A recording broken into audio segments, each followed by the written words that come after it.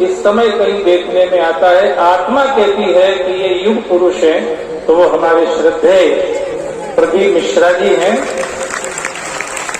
ये कितना बड़ा जन फैलाव मैं देख रहा हूं। अभी मैं आ रहा था तो सड़क पे भी लोग बैठे हुए नीचे सड़क पे।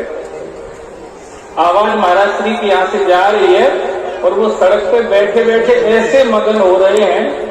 मैं देख के आश्चर्य कर रहा था कि मैं कमरे में बंद होके बैठता हूं कि थोड़ी देर समाधि लगा लूं, पर वहां मेरी वैसी समाधि नहीं लग पाती है। अकेला बैठता हूं कमरे में, तब भी जैसी महाराज श्री की वाणी का श्रवण करके, ये मधुर वाणी, ये हृदय स्पर्शी वाणी को सुन करके सड़क पर भीड़ में बैठे हुए लोग समाधिस्थ हो रहे हैं।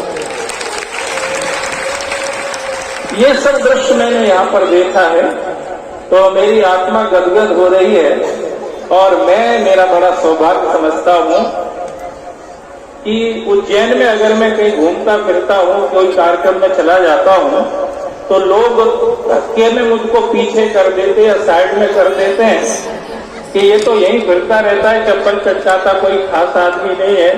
पर आज महाराज श्री ने हमको अपने मंच पर इतना सम्मान दे करके, ऐसा स्थान दे करके जो गौरव मुझे प्रदान किया है, उसके लिए महाराज श्री को मैं बहुत बहुत धन्यवाद देता हूँ, बहुत बहुत साधुवाद देता हूँ। और उनका स्वभाव जैसा वो कहते हैं, हर बच्चे में, बच्ची में, बड़े में, बूढ़े में, सब जगह शिव ही शिव है। हर घट मेरा साइया सोनी सेज न कोय, पर बलिहारी बा घट की जा घट प्रगट होए। निश्चित रूप से शिव सबके अंदर समाया हुआ है। अगर शिव ना होता तो सब होता ही कैसे। पर अगर प्रकट रूप में देखना है कहीं शिव जहाँ प्रकट होके विराजमान है, तो पूज्य महाराज श्री हैं, जिनका दर्शन हम आप सब कर रहे हैं। ऐसी दिव्य विभूति, मैंने युग पुरुष शब्द इसलिए प्रयोग किया था कि युग परिवर्तन, मैंने कई शास्त्रों में पढ़ा या संतों से सुना था कि अहिल्या को जब श्राप लग गया गौतम ऋषि का पत्थर बनने का, तो अहिल्या के बेटा जो थे उनको बड़ी चिंता हुई कि मेरी माँ कब तक पत्थर बनी पड़ी रहेगी। बोले जब त्रेता आएगा तब राम जी का अवतार होगा और उससे राम जी के चरण रज स्पर्श से तुम्हारी माँ का उद्धार होगा। तो सदानंद जी जो बेटे थे अहिल्या के, उन्होंने पूछा कि त्रेता कब आएगा। बोले अभी तो सतयुग चल रहा है, तो दूसरे नंबर पे द्वापर आएगा, तो तीसरे नंबर पे त्रेता आएगा। बोले ये तो बहुत ज्यादा लंबा समय हो जाएगा, क्या इसमें फेरबदल नहीं हो सकता है। बोले सब कुछ हो सकता है।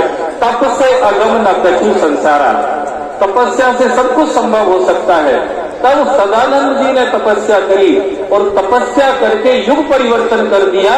युग परिवर्तन क्या किया, त्रेता था तीसरे नंबर पर, उसको खींच के दूसरे नंबर पर कर दिया।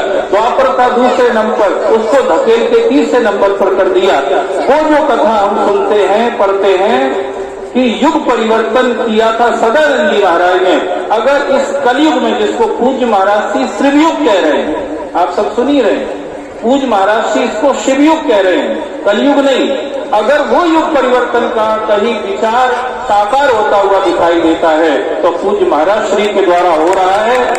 सिर्फ भारतवर्ष में नहीं, सारी दुनिया के अंदर अगर शिव भक्ति की लहर तरंग पैदा हुई है। ये लोग जो शायद ही कभी मंदिर जाते थे, कभी भगवान के सामने प्रणाम करते थे, कभी फूल पाकड़ी चढ़ाते थे, आज नतमस्तक हो रहे हैं, मंदिरों में जा रहे हैं, भगवान शिव भी आनंदित हो रहे हैं। और हमें लगता है अंग्रेजी में बोलते होंगे कभी कभार, तो महाराज जी के कान में जरूर आवाज आती होगी, थैंक यू वेरी मच, तुमने मेरी भक्ति का जो सैलाब उमाड़ दिया है सारे संसार के अंदर, इसके लिए आपको बहुत बहुत धन्यवाद देता हूँ। पूज्य महाराज श्री के चरणों में प्रणाम करता हूँ। मुझे लगता है समय की मर्यादा का ध्यान रखना चाहिए, क्योंकि हम कथाकार हैं, माइक से चिपक जाते तो मुश्किल ही पड़ता है छोड़ना। इसलिए मैं बहुत बहुत धन्यवाद देता हूँ। महाराज श्री ने मुझे शब्दों के माध्यम से उनके चरणों की और आप सबकी सेवा करने का सौभाग्य प्रदान किया। बहुत बहुत धन्यवाद।